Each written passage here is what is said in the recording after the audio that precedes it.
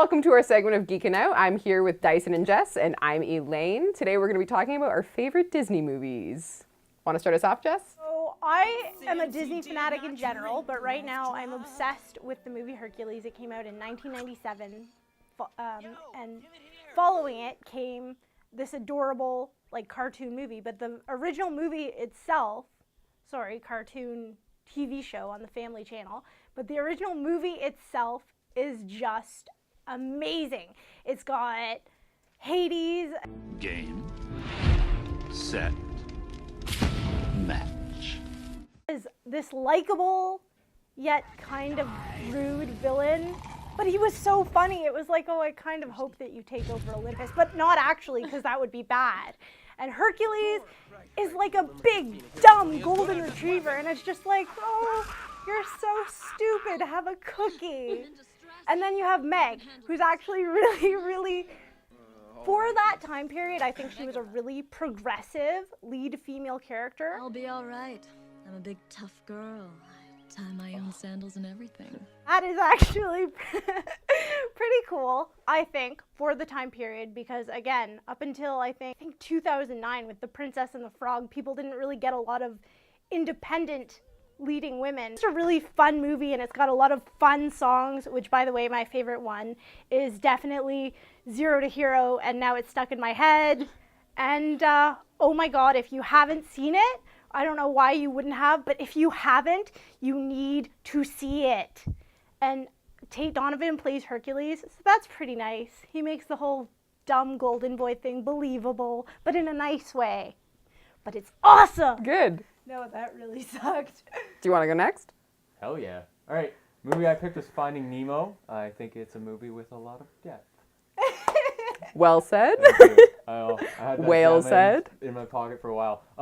It's my favorite because it actually is pretty complex. I find that a lot of the characters actually go through quite a transition, and I like those kind of like journeys of discovering yourself and discovering the relationships you have with other people. And you start off with the really turbulent start. It's got everything that you need in a movie. It's got Rough waters. Rough waters.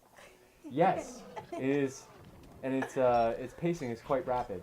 I really enjoy the fact that it starts off, and the start is heartbreaking. The salmon comes in, eats all the eggs, the mom dies. That's horrible. Spoiler. But also, it has a lot more to give too. It's got clever writing. It's rib-burstingly funny. It's got suspense, thriller. I mean, the way they mesh the sharks in, where you're horrified of them at the start and then you love them by the end of it. Right then, the meeting has officially come to order. Let us all say the pledge. I am a nice shark, not a mindless eating machine. If I am to change this image, I must first change myself. Fish are friends, not food. Except stinking dolphins. Things like that are just great writing and good story progress. I loved it, and that's why it's my favorite. So yeah.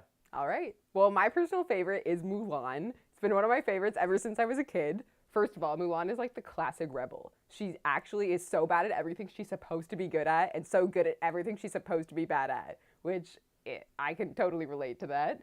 And secondly, it's a musical.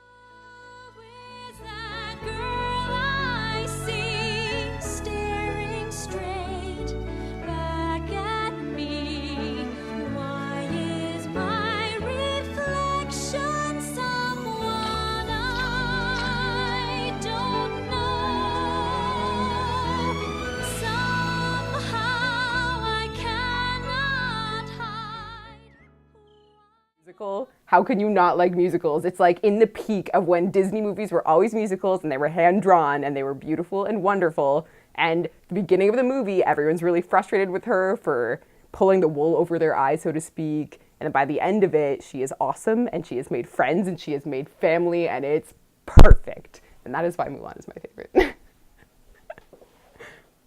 And Elisa is not joining us today because she was fired. Brimstone and fired. It's a pearl party. You go to a party and everyone's wearing pearls. 1944. 1945, right? Pirate Pearl Party. The theme where all of the decorations are made out of chocolate.